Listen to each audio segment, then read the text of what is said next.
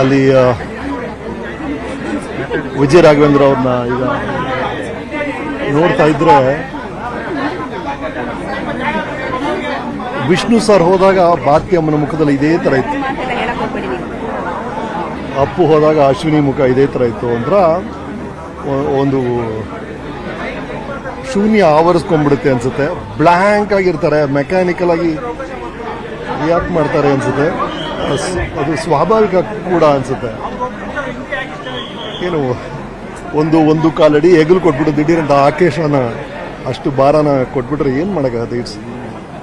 ಯಾಕಂದ್ರೆ ಅವನು ರಾಘು ಅವರ ಫ್ರೆಂಡಲ್ಲಿ ಹೇಳ್ತಾ ಇದ್ರು, ಗ್ಯಾಸ್ ಸ್ಟವ್ ಹಚ್ಚಕ್ಕೂ ಅಚು ಅಂತ ಕರೀತಾನಂತೆ, ಚೆಕ್ ಬರಿಬೇಕು ಅಂದ್ರು ಅಚು ಅಂತ ಕರೀತಾನಂತೆ ಸ್ಪಂದನನ. ಸೊ ಅಷ್ಟು ಕ್ಲೋಸ್ ಆಗಿ ಜೋಡಿ ಅದು. ನನ್ನ ಶೋ ಅಲ್ಲೂ ನೋಡಿದ್ದೀನಿ, ಬೇರೆ ಬೇರೆ ಶೋಸಲ್ಲಿ ನೋಡಿರ್ತೀರ. ನೋಡೋಕೆ ಎಷ್ಟು ಚೆನ್ನಾಗಿದಾರಪ್ಪ ಅವರು, ಎಷ್ಟೊಬ್ರಿಗೊಬ್ರು ಸಪೋರ್ಟ್ ಮಾಡ್ತಾರೆ. ಜೋಡಿ ಅಂದ್ರೆ ಹಿಂಗಿರ್ಬೇಕಪ್ಪ ಅಂತ ನಾವೆಲ್ಲರೂ ಆ ಜೋಡಿನ ಇಷ್ಟಪಟ್ಟಿದ್ವಿ. ಸೊ ಈಗ ಸ್ಪಂದನವ್ರು ಕಳ್ಕೊಂಡಿದ್ದಾರೆ. ಇದರಲ್ಲಿ ಆ ಸ್ಪಂದನ ಜೀವದ ಬ್ಯೂಟಿನೇ ನೋಡಿ, ಅವ್ರು ಇಡೀ ಜೀವನವನ್ನು ರಾಘು ಗೆಲುವಿಗೆ ಅಂತಾನೆ ಇಟ್ಟಿದ್ದಾರೆ. ಐ ಮೀನ್ ಗಂಡ ಚೆನ್ನಾಗಿರ್ಬೇಕು, ಅವ್ನು ಗೆಲ್ಲಬೇಕು ಅಂತ ಅದಕ್ಕೋಸ್ಕರ ಅರ್ಪಿಸ್ಕೊಂಡಿದ್ದಾರೆ. ಇನ್ನೊಬ್ರು ಬೆಂಬಲವಾಗಿರೋದು, ಇನ್ನೊಬ್ರಿಗೋಸ್ಕರ ತ್ಯಾಗ ಮಾಡೋದು, ಆ ಥರ ಒಂದು ಜೀವ ಅದು. ಈಗ ಅದನ್ನು ಕಳ್ಕೊಂಡಿದ್ದೀವಿ. ಸೊ ನಾವು ರಾಘುಗೆ ಐ ಮೀನ್ ಇಲ್ಲಿಂದ ಹೊರಗಡೆ ಬರೋದು ಭಾಳ ಕಷ್ಟ. ಅವ್ರಿಗೆ ಸಮಯ ಒಂದೇ ಸಹಾಯ ಮಾಡಬೇಕು. ಆ ನೋವಿಂದ ದೂರ ಬರೋಕ್ಕೆ ಆ ಸಮಯ ಬರುತ್ತೆ. ಅಲ್ಲಿವರೆಗೂ ಆ ಸಹನೆಯಿಂದ ಇರುವಂಥ ಆತ್ಮಸ್ಥೈರ್ಯ ರಾಘುಗೆ, ಆ ಇಡೀ ಫ್ಯಾಮಿಲಿಗೆ ಸಿಗಲಿ. ಆ ಇಡೀ ಫ್ಯಾಮಿಲಿಗೆ ನನ್ನ condolences. How hard to digest for you sir, ಯಾಕಂದ್ರೆ ನೀವು ಅವರಿಬ್ಬರನ್ನ ವೀಕೆಂಡ್ ವಿತ್ ರಮೇಶ್ ಅಲ್ಲಿ ಸಂದರ್ಶನ ಮಾಡಿದ್ರೆ ತುಂಬಾ ಖುಷಿಯಾಗಿ ನಗ್ನಾಗ್ತಾ ಇದ್ರು. ಸೊ ಅದಾದ ಸ್ವಲ್ಪ ದಿನದಲ್ಲಿ ಈ ತರ ಆಗಿರ್ತಕ್ಕಂಥದ್ದು ನಿಮ್ಗೆ ಅದಿನ್ನೂ ಕಣ್ಮುಂದೆ ಇಲ್ಲ. ಅದೇ ನಾನು ಅವ್ರಿಗೆ ಆ ಜೋಡಿನ ನಾನು ಬೇರೆ ಬೇರೆ ಕಡೆ ಮೀಟ್ ಮಾಡ್ತೀನಿ. ನಾವು ಪ್ರೈವೇಟ್ ಪಾರ್ಟೀಸಲ್ಲಿ ಎಲ್ಲೊಂದು ಕಡೆ ಮೀಟ್ ಮಾಡಿರ್ತೀವಿ, ಫಿಲ್ಮ್ ಫಂಕ್ಷನ್ಸ್ ಅಲ್ಲಿ ಮೀಟ್ ಮಾಡ್ತೀವಿ, ಪ್ರಿವ್ಯೂಸ್ ಅಲ್ಲಿ ಮೀಟ್ ಮಾಡ್ತೀವಿ. ನಮ್ಮ ಶೋಗೆ ಬಂದಾಗಂತೂ ಇಡೀ ಫ್ಯಾಮಿಲಿ ಬಗ್ಗೆನೇ ನನಗೆ ಒಂದು ಅಂದ್ರೆ ಅಪ್ಪನ ಬಗ್ಗೆ ರಾಘುಗೆ ಇದ್ದದ್ದು ಗೌರವ ಆಗಲಿ, ಆ ತಂಗಿಗೆ ರಾಘು ಬಗ್ಗೆ ಪೊಸೆಸಿವ್ನೆಸ್ ಆಗಲಿ, ಮುರಳಿ ಮತ್ತೆ ರಾಘು ಸಂಬಂಧ ಎಲ್ಲವೂ ನನಗೆ ಎಷ್ಟು ಚೆನ್ನಾಗಿದೆ, ಎಷ್ಟು ಕ್ಲೋಸ್ ಆಗಿದ್ದಾರೆ ಅಂತ ಅನ್ಸೋದು. ಇನ್ಫ್ಯಾಕ್ಟ್ ಇವತ್ತು ಈಗ ಚೆನ್ನೇಗೌಡರು ಏನು ಹೇಳ್ತಾರೆ ಗೊತ್ತೇನ್ರಿ? ಚೆನ್ನೇಗೌಡರು ಕೂತಿಯಾರ, ವಯಸ್ಸಾಗಿದೆ. ನಾನು ಸುಮ್ಮನೆ ಕೈ ಹಿಡಿದು ಚೆನ್ನೇಗೌಡರು ಹೇಳ್ತಾರೆ, ನಾವೆಲ್ಲ ಕಾಯ್ತಾ ಇದೀವಿ, ನಮ್ಮನ್ನು ಹೇಳ್ಕೊಂಡು ಹೋಗದೆ ಈ ಮಗುನ ಹೇಳ್ಕೊಂಡು ಹೋಗ್ಬಿಟ್ರಲ್ಪ ಅಂತಾರ ಅವರು. ಅದನ್ನ ಹೇಳ್ತಾ ಇರೋದು ಅಂದ್ರೆ ಹೋಗಿದ್ ವಯಸ್ಸು ಬಾದರಾಗ್ತಿರೋದು. ಒಂದು ಜೋಡಿ ಹೇಗಿರ್ಬೇಕು ಅಂದ್ರೆ ಸಾವು ಮರಣ ಯಮ ಒಬ್ಬನ್ನ ಬಿಟ್ಟು ಬೇರೆ ಯಾರು ಅವ್ರ ಮಧ್ಯೆ ಬರಬಾರ್ದು ಅಂತ ಹೇಳ್ತಾರೆ ಹಿರಿಯರು. Till death do us apart ಅಂತ ಅದನ್ನ ಹೇಳೋದು. ಅವ್ರು ಮುದುಕರಾಗಿ ಜೊತೆಗಿರ್ತಾರೆ ಅಂತ. ಈ ವಯಸ್ಸಲ್ಲಿ ಈ ತರ ಅಡ್ಡ ಬಂದ್ಬಿಟ್ರೆ ಸಾವು ಅನ್ನೋದು it's very hard to take.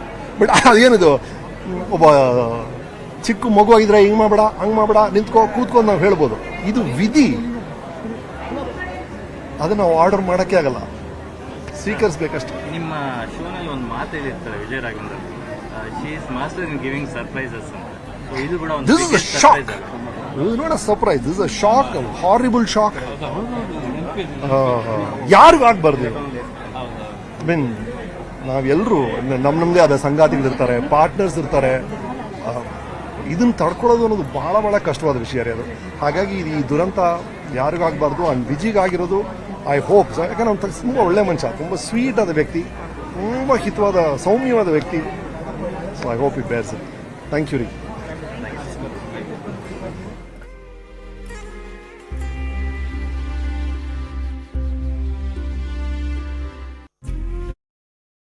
ನಾನು ಅಮೃತ್ನ ಶಕ್ತಿ ಕೊಡಲಿ, ಅವರ ಆತ್ಮಕ್ಕೆ. ನನಗೆ ಭಾಳ ನೋವಿನ ಸಂಗತಿ, ನಮ್ಮ ಚಿತ್ರರಂಗದಲ್ಲಿ ಮೊನ್ನೆ ತಾನೇ ನಮ್ಮ ಅಪ್ಪನ ಕಳ್ಕೊಂಡು ನಾವು ತಬ್ಲೆ ಆಗಿದ್ದೇವೆ.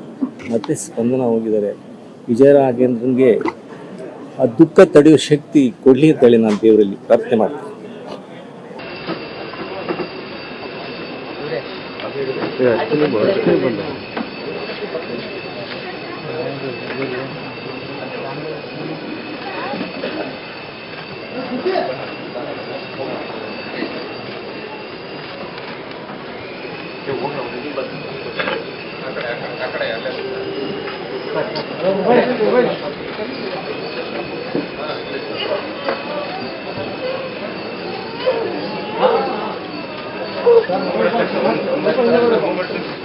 It's better.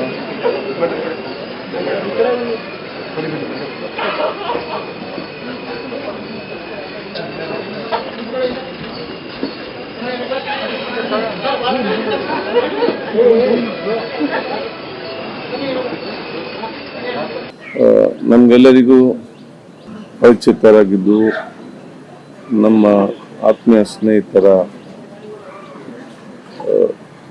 ಸಹೋದರಿ ಅಂತ ಸ್ಪಂದನವರ ಅಕಾಲಿಕ ನಿಧನವು ಇವತ್ತು ಎಲ್ಲರಿಗೂ ಕೂಡ ಇವತ್ತು ಅತ್ಯಂತ ನೋವನ್ನು ಇವತ್ತು ಹೊಂದಿದೆ.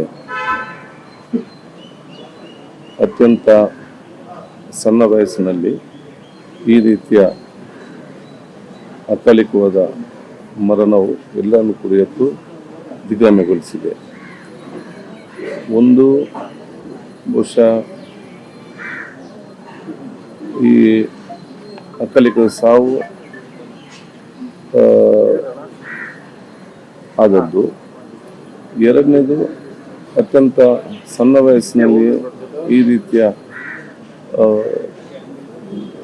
ಒಂದು ಸಾವು ಬಹುಶಃ ಇವತ್ತು ಎಲ್ಲರಿಗೆ ಮತ್ತಷ್ಟು ನೋವನ್ನು ಇವತ್ತು ತರುವ.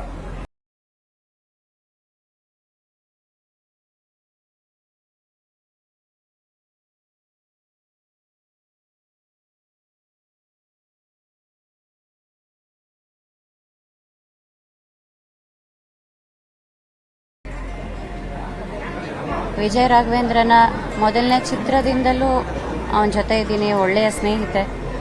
ಚಿನ್ನೇಗೌಡರ ಫ್ಯಾಮಿಲಿಗೂ ತುಂಬ ಪರಿಚಯ, ಶಿವರಾಮ್ ಸರ್ ಅವರ ಫ್ಯಾಮಿಲಿಗೂ ತುಂಬ ಪರಿಚಯ. ಇಷ್ಟು ಚಿಕ್ಕ ವಯಸ್ಸಿನಲ್ಲಿ ಹೀಗೆ ಅಚಾನಕ್ಕಾಗಿ ಯಾರಾದರೂ ಒಬ್ಬರು ನಮ್ಮನ್ನು ಬಿಟ್ಟು ಹೋಗ್ಬಿಡ್ತಾರೆ ಅಂದರೆ ಅದು ತುಂಬ ಟೈಮ್ ಬೇಕಾಗತ್ತೆ ಆಘಾತವನ್ನು ಸಹಿಸ್ಕೊಳ್ಳೋದಕ್ಕೆ.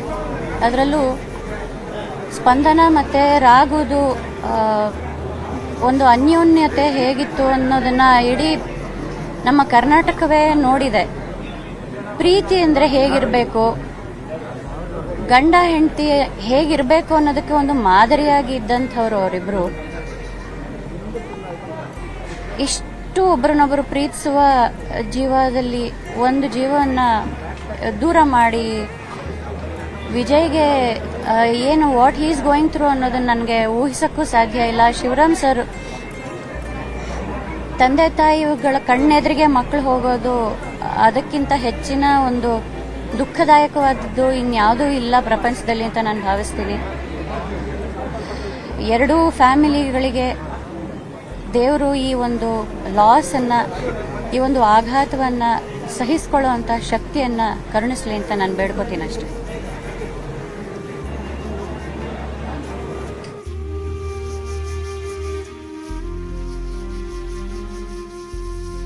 ಇಲ್ಲ, ವಿಜಯ ರಾಘವೇಂದ್ರ ಅವರು, ಸ್ಪಂದನ ಅವರು ಯಾವ ಥರ ಇದ್ದರೂ ನಾವೆಲ್ಲ ನೋಡಿದ್ದೀವಿ, ನೀವೆಲ್ಲ ನೋಡಿದ್ದೀರ. ಮೊದಲ ಬಾರಿಗೆ ನಾನು ಸ್ಪಂದನ ಅವ್ರನ್ನ ಇದೇ ಮನೆಯಲ್ಲೇ ಭೇಟಿಯಾಗಿದ್ದು. ರಾಘು ಅವರು ಮತ್ತು ನಾನು ಒಂದು ಕಾರ್ಯಕ್ರಮದಲ್ಲಿ ಒಟ್ಟಿಗೆ ಹಾಡಿದ್ವಿ ಕಾಡ್ಮಲ್ಲೇಶ್ವರ ದೇವಸ್ಥಾನದಲ್ಲಿ. ಅದು ಹಾಡೋ ಕಾರ್ಯಕ್ರಮಕ್ಕೆ ಮುಂಚೆ ಇಲ್ಲಿ ಬಂದಾಗ ಇದೇ ಮನೆಯಲ್ಲಿ ಮೊದಲು ಭೇಟಿಯಾಗಿ ನಮಗೆಲ್ಲ ತಿಂಡಿ ಹಾಲೆಲ್ಲ ತೊಗೊಂಬಂದು ಕೊಟ್ಟು ಪ್ರೀತಿಯಿಂದ ಮಾತಾಡಿಸಿ, ರಾಘು ಅವರು ನನ್ನ ವೈಫು ಸ್ಪಂದನ ಅಂತ ನನಗೆ ಇಂಟ್ರೊಡ್ಯೂಸ್ ಮಾಡಿದ್ದು ಈಗಲೂ ನನಗೆ ಹಾಗೆ ನೆನಪಲ್ಲಿದೆ. ಅಷ್ಟು ಸುಂದರವಾದಂಥ ಮನಸ್ಸು, ಅಷ್ಟೊಂದು ಸರಳತೆ. ಶಿವರಾಮ್ ಸರ್ ಅವ್ರ ಜೊತೆ ಬಹಳ ವರ್ಷಗಳ ನಂಟಿದೆ. ಶಿವರಾಮ್ ಅವ್ರಿಗೆ ಮತ್ತು ಅವ್ರ ವೈಫು ಅದನ್ನು ಹೇಗೆ ಈ ದುಃಖನ ಭರಿಸ್ತಾರೆ ನಂಗೆ ನಿಜವಾಗ್ಲೂ ಗೊತ್ತಿಲ್ಲ. ಹೇಳ್ತಾರಲ್ಲ, ಮಕ್ಕಳ ಈ ರೀತಿಯಾದಂಥದ್ದನ್ನ ನೋಡೋದು ಕೊನೆವರೆಗೂ ಇರುತ್ತೆ. ಅಂದರೆ ನಾವು ಸಾಯೋವರೆಗೂ ಮರೆಯಲ್ಲ ಅಂತ ಹೇಳ್ತಾರಲ್ಲ, ಆ ಥರ ಆಗೋಯ್ತಿದ್ದು. ಆ್ಯಂಡ್ ರಾಘು ಅವ್ರಿಗಂತೂ ನಾವೇನು ಹೇಳೋ ಪರಿಸ್ಥಿತಿನಲ್ಲಿ ಇಲ್ಲ. ಯಾರೂ ಅವ್ರಿಗೆ ಇದರಿಂದ ಹೊರಬರೋಕ್ಕೆ ಯಾವುದೇ ಮಾರ್ಗನ ಹೇಳೋ ಪರಿಸ್ಥಿತಿನಲ್ಲಿ ನಾವು ಯಾರೂ ಇಲ್ಲ. ಅವ್ರಿಗೆ ಆ ದೇವರೇ ಧೈರ್ಯ ಕೊಡ್ಬೇಕಷ್ಟೇ, ಇನ್ನೇನು ಕೇಳೋಕ್ಕಾಗಲ್ಲ ನಾವು. ಅವರ ಮನಸ್ಸಿಗೆ ಶಾಂತಿ ಕೊಡಲಿ ಅಂತ ಕೇಳ್ಕೊಬೋದಷ್ಟೇ. ಚಿನ್ನೇಗೌಡರು ಅಷ್ಟೇ, ಸೊಸೆ ಅಂತ ಯಾವತ್ತೂ ಅವರು ಹೇಳಿದ್ದೆ ಕೇಳಿಲ್ಲ ನಾನು. ಮಗಳು ಮಗಳು ಅಂತ ಹೇಳ್ತಾ ಇರ್ತಾಯಿದ್ರು. ಅಷ್ಟು ಪ್ರೀತಿ ಅವ್ರ ಮನೆಯಲ್ಲಿ ತುಂಬಿತ್ತು. ಬಹುಶಃ ಆ ಪ್ರೀತಿನ ಅನುಭವಿಸೋಷ್ಟು ಅದೃಷ್ಟನೇ ಇರಲಿಲ್ಲ ಅನ್ಸುತ್ತೆ ಸ್ಪಂದನ ಅವ್ರಿಗೆ. ಅಷ್ಟು ಒಳ್ಳೆ ಪತಿ, ಅತ್ತೆ ಮಾವ, ಅಪ್ಪ ಅಮ್ಮ ಇದನ್ನ ಬಿಟ್ಟು ಹೇಗೆ ಹೋದ್ರು ಅಂತ ದುಃಖ ಆಗತ್ತೆ. ಸ್ಪಂದನ ಅವ್ರಿಗೆ ಶಾಂತಿ ಸಿಗಲಿ. ರಾಘು ಅವ್ರಿಗೆ ಎಸ್ಪೆಷಲಿ ಈ ದುಃಖನ ಭರಿಸೋಂಥ ಶಕ್ತಿಯನ್ನ ನಾವೆಲ್ಲರೂ ಸೇರಿ ನಮ್ಮಲ್ಲಿರೋಂಥ ಶಕ್ತಿನ ದೇವರು ಅವ್ರಿಗೆ ಕರುಣಿಸ್ಲಿ ಅಂತ ಕೇಳ್ಕೊಳ್ತೀನಿ ಅಷ್ಟೇ, ಇನ್ನೇನು ಹೇಳೋಕ್ಕಾಗಲ್ಲ. ಸ್ಪಂದನಾಗೆ ಚಿರ ಶಾಂತಿ ಸಿಗಲಿ ಅಂತ ಕೇಳ್ಕೊಳ್ತೀನಿ.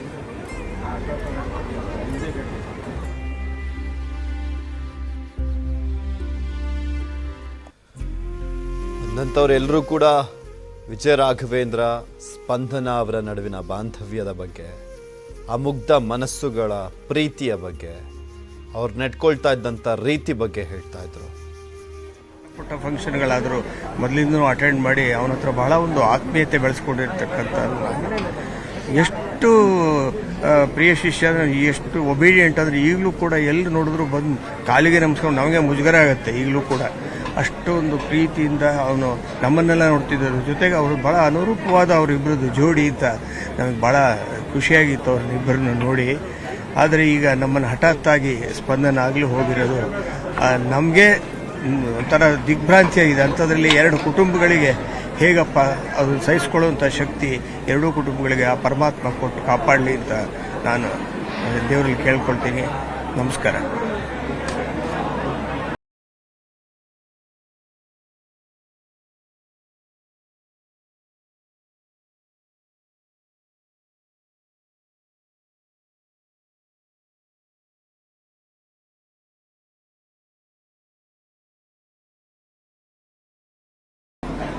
ಬಟ್ ನನಗೊಂದು ಕೇಳ್ಕೊಳ್ಳೋದಿದೆ. ರಾಘು ಮತ್ತು ಸ್ಪಂದನ ನಮಗೆ ಭಾಳ ಆತ್ಮೀಯರಾದವರು. ಏನು ನಡೆದಿದೆ, ಏನಾಗಿದೆ ಅನ್ನೋದು ಕುಟುಂಬದವ್ರಿಗೆ ಗೊತ್ತಿರುತ್ತೆ, ಡಾಕ್ಟರ್ಸ್ಗೆ ಗೊತ್ತಿರುತ್ತೆ. ದಯವಿಟ್ಟು ಅಪಪ್ರಚಾರ ಮಾಡಬೇಡಿ. ಹಿಂಗಾಗಿತ್ತು ಹಂಗಾಗಿತ್ತು, ನೀವುಗಳೇ ಡಯಟಿಷಿಯನ್ಸು, ನೀವುಗಳೇ ಫಿಟ್ನೆಸ್ ಟ್ರೈನರ್ಸು, ಡಾಕ್ಟರ್ಸ್ ಆಗಕ್ಕೆ ಹೋಗಬೇಡಿ. ದಯವಿಟ್ಟು ಆಕೆಗೆ ಮರ್ಯಾದೆ ಕೊಟ್ಟು ಆಕೆ ಆತ್ಮಕ್ಕೆ ಶಾಂತಿ ಸಿಗೋ ರೀತಿ ನಡ್ಕೊಳ್ಳಿ ಅಂತ ಒಂದು ಕೇಳ್ಕೊತಿದ್ದೀನಿ. ಸೋಷಿಯಲ್ ಮೀಡಿಯಾಲ್ ಆಗಿರ್ಬೋದು, ಎಲ್ಲೇ ಆಗಿರ್ಬೋದು, ಯಾವುದೇ ರೀತಿಯಾದ ಸುದ್ದಿಗಳನ್ನ ಸ್ಪ್ರೆಡ್ ಮಾಡಬೇಡಿ. ಕುಟುಂಬಸ್ಥರಿಗೆ ಅವರ ಸ್ಪೇಸ್ ಕೊಡಿ, ಅವ್ರಿಗೆ ಹೀಲ್ ಆಗೋಕ್ಕೆ ಸ್ವಲ್ಪ ಟೈಮ್ ಕೊಡಿ ಅಂತ ಕೇಳ್ಕೊಳಕ್ಕೆ ಇಷ್ಟಪಡ್ತೀನಿ.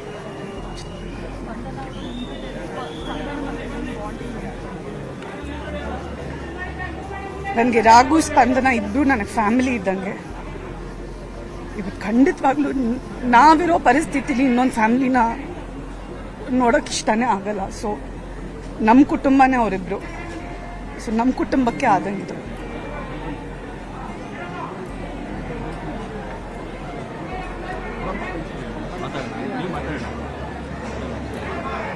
ಏನು ಹೇಳೋದೇನಿಲ್ಲ. ನನ್ನ ಮಗಳು ಏನು ಹೇಳಿದ್ಲೋ ಆ ಮಾತನ್ನು ನಾನು ಅನುಮೋದನೆ ಮಾಡ್ತೀನಿ. ಕುಟುಂಬ ತುಂಬ ದುಃಖದಲ್ಲಿದ್ದಾರೆ. ಇಡೀ ಕನ್ನಡ ಚಿತ್ರೋದ್ಯಮ ದುಃಖದ ಕಡಲಲ್ಲಿ ಸಾಗ್ತಾ ಇದೆ. ಈ ಸಂದರ್ಭದಲ್ಲಿ ಅವರ ಮನಸ್ಸಿಗೆ, ಅವರ ಕುಟುಂಬಕ್ಕೆ ಯಾವುದೇ ರೀತಿಯಾಗಿ ನೋವು ಕೊಡುವಂಥ ಪ್ರಚಾರ ಮಾಡದೆ ಬಹಳ ಗೌರವದಿಂದ ನಡ್ಕೊಂಡು ಅವರ ಅಂತ್ಯಕ್ರಿಯೆಯನ್ನು ನಡೆಸೋದಕ್ಕೆ ಎಲ್ಲರೂ ಜವಾಬ್ದಾರಿಯಾಗಿರೋಣ ಅಂತ ಹೇಳ್ತಾ ನನ್ನ ಮಾತು.